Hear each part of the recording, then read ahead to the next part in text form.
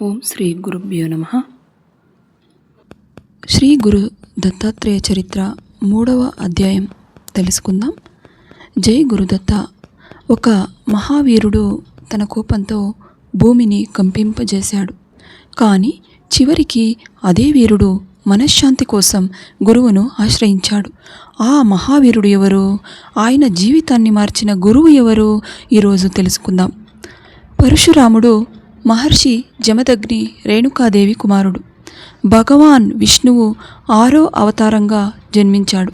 చిన్నప్పటి నుంచి ధర్మాన్ని కాపాడడం తన లక్ష్యంగా పెట్టుకున్నాడు. ఆ కాలంలో కార్యవీర్యార్జునుడు దత్తాత్రేయ స్వామి అనుగ్రహంతో అపారమైన శక్తిని పొందాడు. కానీ కాలక్రమంలో అహంకారానికి లోనై జమదగ్ని మహర్షి ఆశ్రమంలోని కామధేనువును బలవంతంగా తీసుకెళ్లాడు. ఈ అన్యాయాన్ని చూసిన పరశురాముడు యుద్ధానికి వెళ్ళి కార్తవీర్యార్జునుడిని సంహరించాడు. తర్వాత ప్రతీకారంగా కార్తవీర్యార్జునుడి కుమారులు జమదగ్ని మహర్షిని హత్య చేశారు.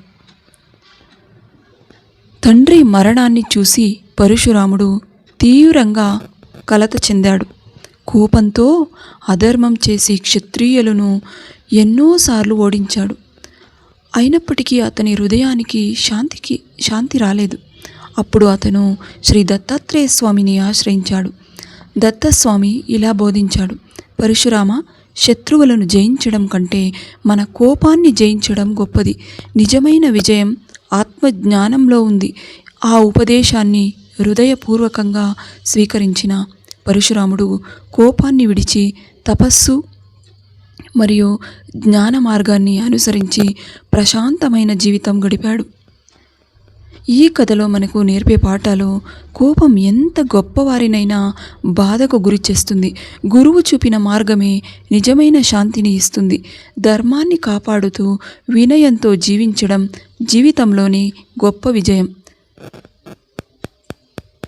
పరశురాముడి జీవితంలో జరిగిన ఈ సంఘటన మనకు ఒక గొప్ప సందేశాన్ని ఇస్తుంది.